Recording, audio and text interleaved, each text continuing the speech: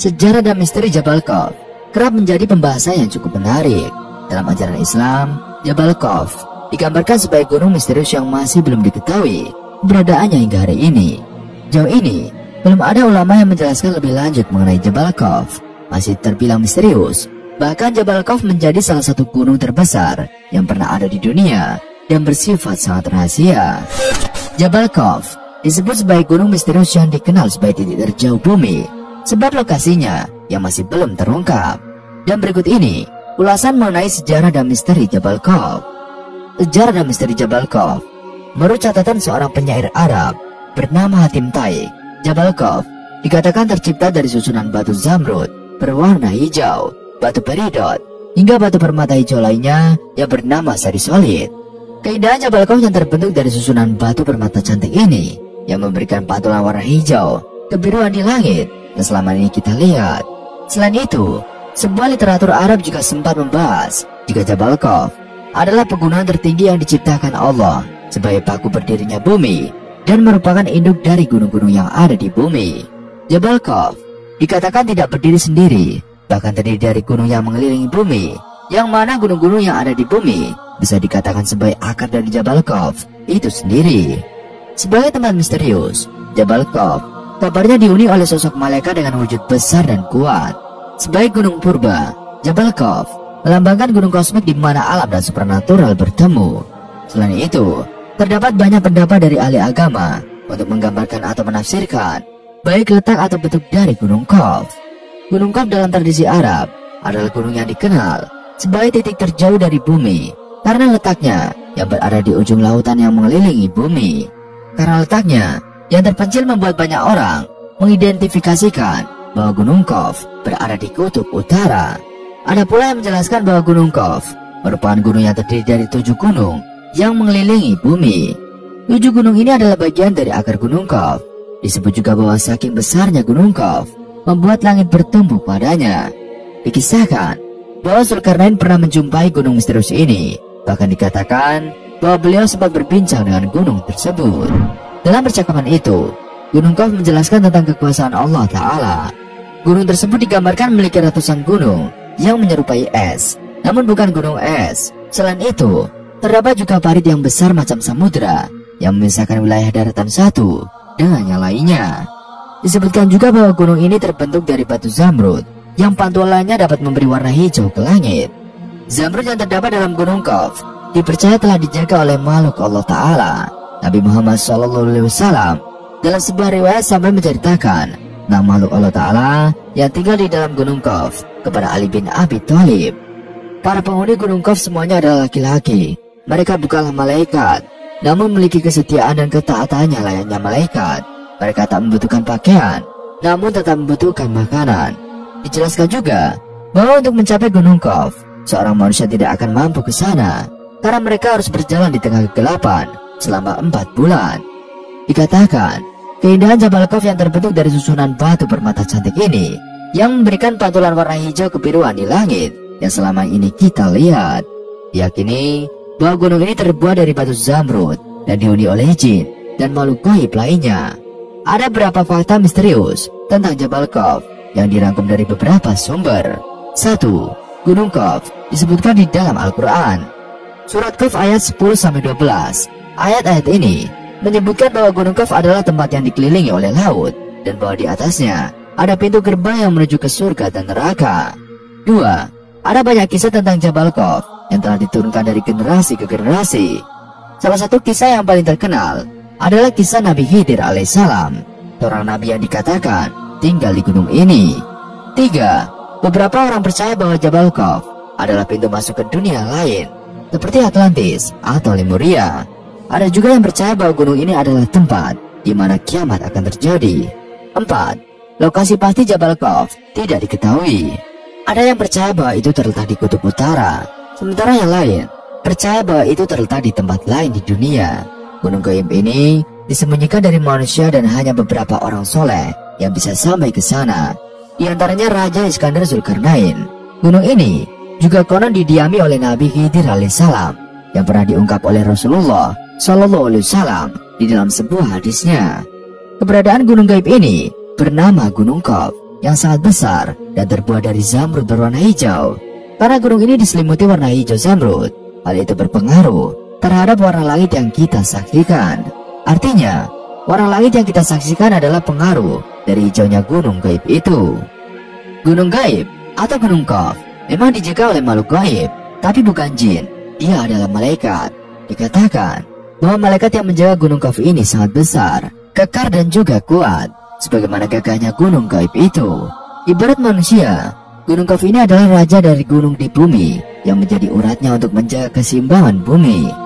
Jika urat-urat gunung Qaf tidak menjaga keseimbangan bumi, niscaya bumi ini akan berguncang dahsyat dan membahayakan manusia. Keberadaan gunung Qaf diterangkan oleh Rasulullah ketika salah satu sahabatnya bertanya. Sayyidina Abdullah bin Salam bertanya kepada Rasulullah, "Ya Rasulullah, dengan apa bumi ini bisa tenang?" Rasulullah lantas menjawab, "Dengan beberapa gunung." Kemudian Sayyidina Abdullah bin Salam bertanya lagi, "Lalu dengan apa gunung-gunung itu dikokohkan?" Rasulullah menjawab, "Dengan gunung Qaf yang terbuat dari zamrud hijau dan birunya langit." Pernah dikisahkan bahwa Raja Iskandar Zulkarnain telah sampai dan naik ke tempat gunung Qaf tersebut. Mengenai letak gunung gaib ini, ada yang mengatakan di antara Yordania dan Arab Saudi. Namun ada juga yang mengatakan letaknya ada di daerah Yaman. Selain itu, ada yang menyebut gunung Qaf berada di suatu daerah sebelum Persia, dekat tembok Yajuj dan Majuj. Ada yang mengatakan bahwa Jabal Qaf dihuni oleh para rijaul gaib atau wali Allah yang berjumlah 70 orang karena menjauhkan diri dari duniawi. Di sisi lain, ada pula yang mengatakan bahwa di dekat gunung gaib ini ada sebuah pulau yang bernama Al-Qadir, yaitu tempat bertemunya arus sungai dan laut. Pulau itu dihuni oleh sosok hamba Allah yang soleh yang dikenal sebagai Nabi Khidir alaihissalam. Namun lokasi dan bentuk gunung ini masih menjadi perdebatan di kalangan ulama dan ilmuwan. Menurut Dr. Sabir Ali, seorang ulama dan ahli tafsir Al-Quran, gunung Qaf tidak berdiri sendiri, melainkan terdiri dari 7 gunung yang saling berhubungan. Gunung ini mengelilingi bumi di dekat lautan dan menjadi paku yang menstabilkan bumi. Gunung Qaf juga memiliki warna hijau kebiruan yang mencerminkan cahaya langit. Gunung Qaf juga disebut sebagai gunung kosmik yang menjadi tempat pertemuan antara alam nyata dan alam gaib. Meskipun banyak disebut dalam tradisi Islam, gunung Qaf masih belum terbukti keberadaannya secara ilmiah. Tidak ada bukti fisik atau satelit yang menunjukkan adanya gunung raksasa yang mengelilingi bumi. Beberapa ilmuwan berpendapat bahwa gunung Qaf adalah simbol atau metafora untuk menggambarkan keagungan Allah dan keajaiban alam. Gunung Qaf adalah salah satu misteri yang menarik untuk dikaji lebih lanjut. Gunung ini mengandung banyak makna dan hikmah bagi umat Islam. Gunung ini juga menjadi saksi sejarah dan peradaban manusia sejak zaman Nabi Adam alaihissalam hingga Nabi Muhammad SAW. Gunung adalah salah satu ciptaan Allah, sama dengan ciptaan Allah lainnya, dan gunung hadir dengan fungsi sebagai penyeimbang dan penahan bumi, tempat manusia tinggal tidak berguncang. Hal ini tercantum dalam Al-Quran Surat An-Nahl ayat 15 sebagai berikut, "Dan dia menjadikan gunung-gunung menancap kokoh di bumi, sehingga bumi tidak bergoncang bersama kamu. Dia juga menciptakan sungai-sungai dan jalan-jalan agar kamu mendapatkan petunjuk." Dikatakan dalam tafsir Kementerian Agama, secara tidak langsung Allah memberikan nikmat yang didapat manusia lewat gunung. Gunung-gunung ini hadir agar bumi tetap stabil dan makhluk-makhluk yang ada di dalamnya dapat hidup dengan tenang. Adapun beberapa nama gunung-gunung yang jelas disebutkan di dalam Al-Quran yang mengutip dari berbagai sumber, dan berikut nama-namanya. 1. Gunung Pelangi. Gunung Pelangi Zhangxie dan Xia yang ada di Cina. Mengutip Detik Travel, Gunung Pelangi berada di area Taman Nasional Zhangxie dan Xia Geological Park atau Cina. Dinamakan Gunung Pelangi karena gunung ini memiliki spektrum warna seperti pelangi, merah, putih, kuning hingga biru. Kuasa Allah memang tak terbatas dan ditunjukkan dengan Gunung Pelangi. Gunung ini pun disebutkan di dalam Al-Quran Surat Fatir ayat 27 sebagai berikut. "Tidakkah kamu melihat bahwa Allah menurunkan hujan dari langit, lalu dengan hujan itu kami tumbuhkan buah-buahan yang beraneka macam jenisnya. Di antara gunung-gunung terdapat garis-garis putih dan merah yang memiliki beragam warna, dan ada juga yang berwarna hitam pekat." Jika merujuk pada Surat Al-Fatir, ciri-ciri yang disebutkan mirip dengan penampakan dari Gunung Pelangi yang ada di Cina. Hal ini sebagaimana yang dijelaskan oleh Bunyamin Muhammad Yapid, pemilik Travel Anur Ma'arif Makassar, saat berbincang dengan Detik Travel.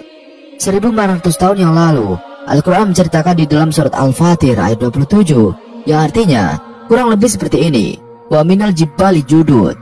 Di antara gunung-gunung yang Allah ciptakan, ada yang bergaris. Garisnya apa? Bidun wan khamar, garis putih dan garis merah. Mutalifun alwanuhu, bukan hanya garis putih dan garis merah saja, akan tetapi berbagai macam warna. Kalau dibahasakan bahasa kita, yaitu bahasa Indonesia, kita katakan pelangi. Jelas Bunyamin ketika mengunjungi wisata itu pada awal Mei 2018 bersama rombongan Halal Tour, Himpu atau himpunan penyelenggara umroh dan haji. Kemudian disambungkan ayat itu, yang adanya adalah kalau pelangi tidak ada hitamnya, tapi di ayat ini ada diterangkan wa kharabi busud, bahkan ada yang hitam pekat. Nah, inilah mujizat Al-Quran yang beribu tahun lalu Allah Subhanahu wa Ta'ala sudah ungkapkan dan diturunkan melalui perantara Jibril ke Muhammad SAW. Tapi baru tahun 2010 kemarin ditetapkan oleh UNESCO bahwa inilah situs warisan dunia beber alumni Universitas Al-Azhar Kairo, Mesir itu. 2. Gunung Sinai. Nama Bukit Tursina atau Gunung Sinai disebutkan beberapa kali di dalam Al-Quran. Salah satunya pada surat Atin ayat 2 yang berbunyi, dan demi Bukit Sinai. Bukit Tursina juga disebutkan dalam surat Al-Qasas ayat 46 sebagai tempat turunnya peringatan pada Nabi Musa alaihissalam untuk disampaikan ke kaumnya.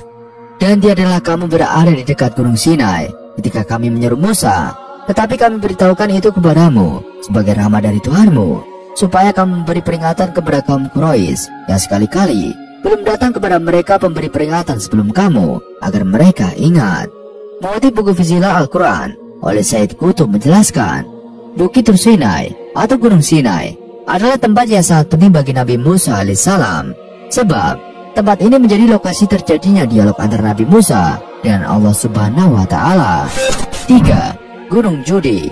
Nama gunung yang tercantum di dalam Al-Quran selanjutnya adalah Gunung Judi, dan di dalam kitab tafsir ilmu mengenai ayat-ayat sain di dalam Al-Quran mengatakan Al-Quran tidak secara spesifik menjelaskan letak pemukiman kaum Nabi Nuh alaihissalam.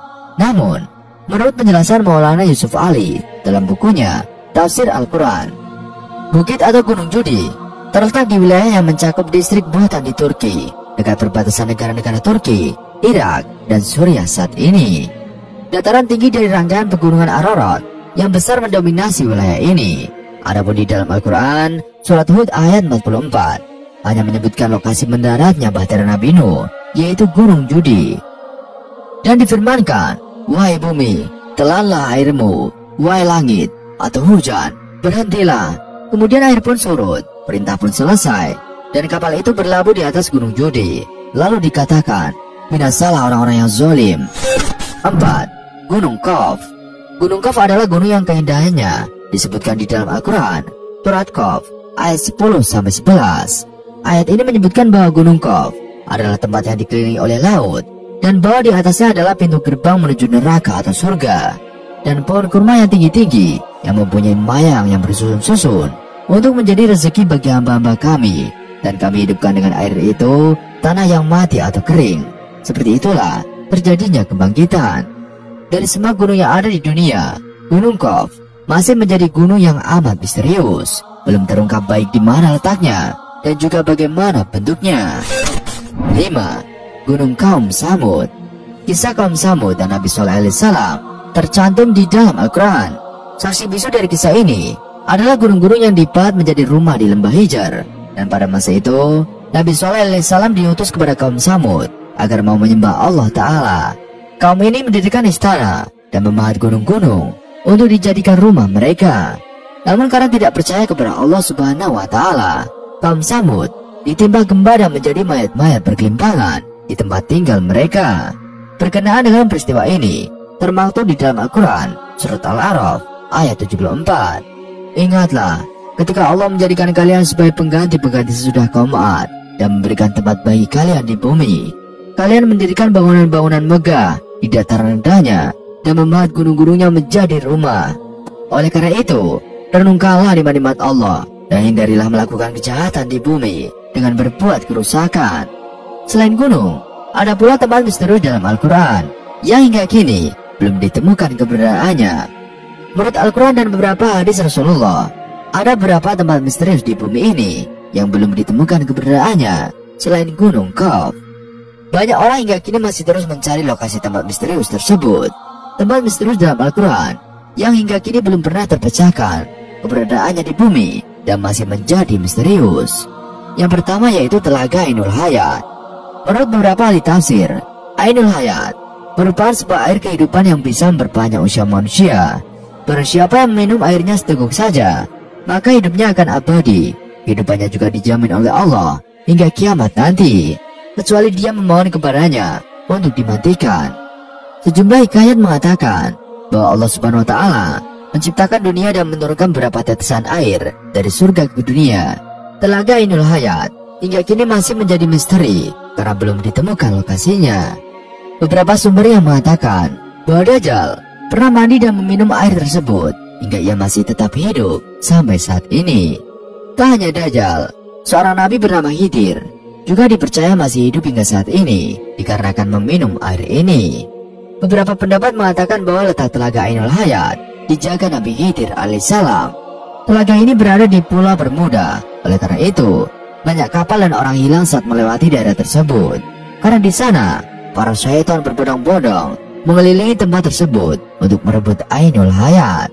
Namun, jika Pulau Bermuda memang benar adanya, sekali lagi hanya Allah Ta'ala yang mengetahui di mana sebenarnya Telaga Ainul Hayat.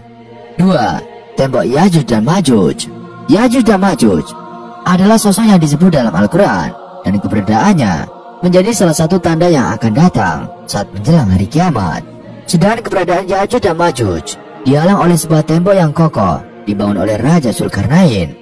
Perihal tembok penghalang Yajuj dan Majuj lantas masih menjadi misteri. Bahkan tidak sedikit yang menyebut dan percaya bahwa tembok besar Cina diyakini sebagai penghalang Yajuj dan Majuj yang dibuat oleh Zulkarnain. Konon kabarnya, sekitar 50 km di utara Beijing, ada sebuah desa di kaki bukit bernama Badaling. Dan dari tempat ini, para turis dari berbagai belahan dunia bisa memasuki pintu gerbang menuju tembok besar Cina. Karena saking tingginya, tembok itu dikabarkan dapat dilihat dari bulan. Dan banyak orang yang menyangka bahwa itulah tembok yang dibuat oleh Nabi Zulkarnain di dalam surat Al-Kahfi. Sedangkan yang disebut Yajuj dan Majuj adalah bangsa dari Mongol Utara yang merusak dan menghancurkan negeri-negeri yang mereka taklukkan. Syekh Hamdi bin Hamzah Abu Zaid, yakni seorang penulis dan peneliti tentang tembok Zulkarnain, meyakini bahwa tembok yang dibangun beliau adalah tembok Cina tersebut. Syekh Hamdi juga menyebutkan secara detail dan bukti-bukti penelitiannya ke dalam buku. Namun jika dilihat ulang secara fisik, terdapat perbedaan yang sangat jelas antara tembok yang dibangun Nabi Zulkarnain dengan tembok Cina. Tembok Cina terbuat dari susunan batu bata, sedangkan di dalam Al-Quran disebutkan jika tembok Zulkarnain terbuat dari tumpukan besi yang dicampur dengan tembaga. Selanjutnya, tembok Cina dibangun secara bertahap selama ratusan tahun dari berbagai dinasti yang memerintah Cina, di antaranya yaitu dinasti Han dan juga Ming. Sementara itu, penjelasan Al-Quran tembok itu dibangun oleh suku bangsa yang meminta pertolongan kepada Nabi Zulkarnain alaihissalam. Dan setelah selesai, beliau pun menyatakan tembok itu tidak akan bisa dilewati dan dilubangi oleh Yajuj dan Majuj. Berbeda dengan penjelasan Syekh Hamdi bin Hamzah, Abu Zaid Abdullah Yusuf Ali dalam tafsir The Holy Quran menulis di Uzbekistan, tepatnya di distrik Hisar, sekitar 240 km di sebelah tenggara Bukhara, ada celah sempit di antara gunung-gunung batu.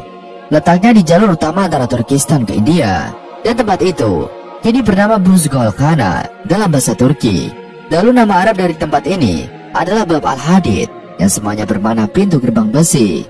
Sayangnya, kini hasil foto satelit pada ordinat itu sudah tidak ditemukan lagi tembok atau pintu besi tersebut. 3. Pulau Dajjal dikurung. Dalam Islam, Dajjal dipercaya sebagai salah satu makhluk yang akan muncul di akhir zaman. Namun hingga saat ini lokasi Dajjal dikurung tidak ada yang mengetahuinya. Karena sangat minim informasi mengenai Dajjal tersebut, sejumlah orang kemudian berpendapat bahwa Dajjal dikurung di sebuah pulau bernama Socotra yang berada di Samudra Hindia. Kepulauan ini lokasinya berada 80 km sebelah timur dari tanduk Afrika dan 380 km selatan Jazirah Arab. Kepulauan lokasinya sangat terisolasi, sehingga sepertiga dari floranya tidak dapat ditemui di tempat lain selain di kepulauan ini. Karena pendapat tersebut tidak memiliki dalil yang kuat, sehingga banyak ulama yang tidak setuju jika Dajjal dikurung di Kepulauan Socotra. Dan di pulau ini banyak sekali spesies aneh. Salah satunya ialah tumbuhan aneh yang keberadaannya hanya di pulau ini, yaitu pohon darah naga. Pohon ini memiliki getah berwarna merah menyerupai darah, dan pulau ini merupakan bagian dari wilayah Republik Yaman. Konon, dalam sebuah hadis sahih, Nabi Muhammad SAW pernah mengisahkan tentang seorang pelaut Arab yang tersesat dan terdapat di sebuah pulau. Nama pelaut itu ialah Tamim Ad-Dari. Pelaut tersebut bertemu dengan sosok tinggi besar yang mengaku sebagai Dajjal. Ketika Nabi ditanyai terkait lokasi pulau tersebut, Nabi menuju ke arah timur dan mengatakan Laut Yaman. Jadi dari sinilah banyak orang berasumsi tempat yang dimaksud adalah Pulau Socotra. Di luar asumsi itu, banyak orang yang sepakat menyebut Pulau Socotra sebagai pulau alien. Pulau Socotra juga merupakan rumah bagi sekitar 800 spesies flora dan fauna langka. Para ilmuwan menganggap Pulau Socotra sebagai tempat paling terisolasi di bumi karena sepertiga dari flora dan fauna di dalamnya sangat endemik yang hanya ditemui di tempat ini. Memang kenyataannya, spesies flora dan fauna yang ada di sana adalah hewan langka. Terlebih di bumi yang banyak dihuni oleh manusia, bentuknya yang unik dan aneh tentunya menambah nuansa angker wilayah itu. Salah satu flora unik itu di Pulau Socotra adalah spesies tumbuhan unik yang dikenal dengan pohon darah naga atau pohon suci darah. Tumbuhan ini menjadi lambang botanis bagi Pulau Socotra.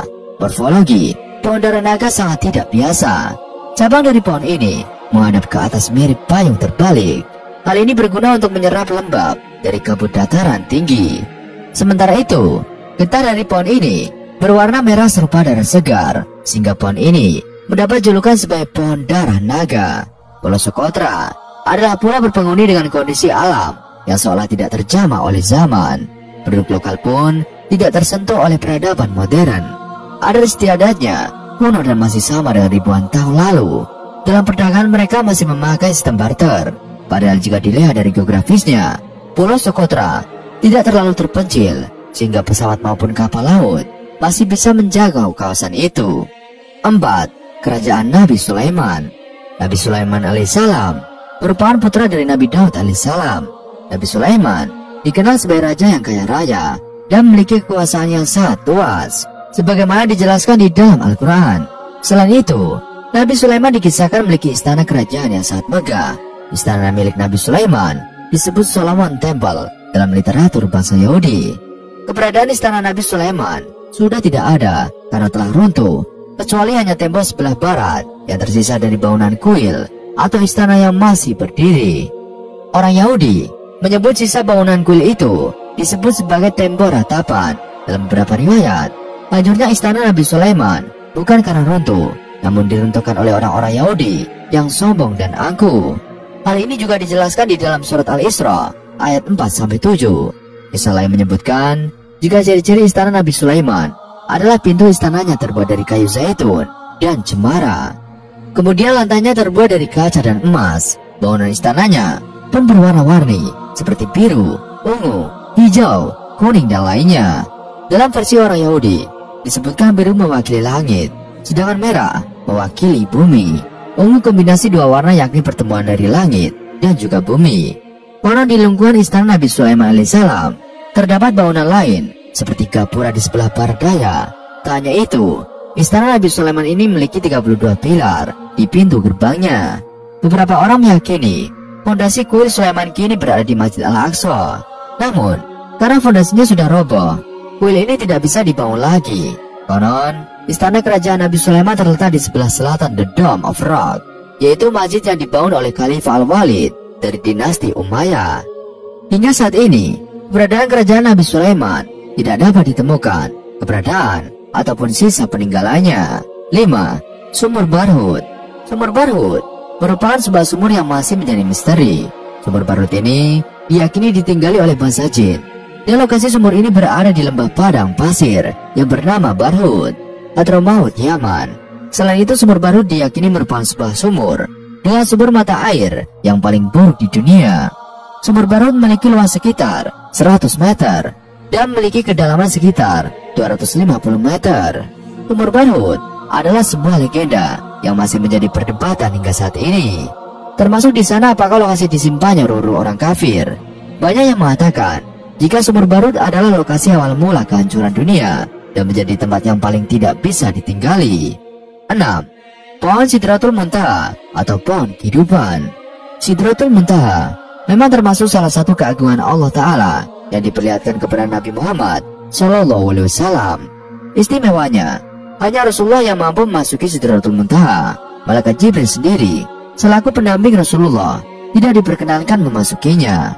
Dinamakan Sidratul Muntaha karena tempat pohon merupakan puncak segala sesuatu yang naik dari bumi dan yang turun dari langit. Pangkalnya yang turun dan naik tersebut berada di Sidratul Muntaha.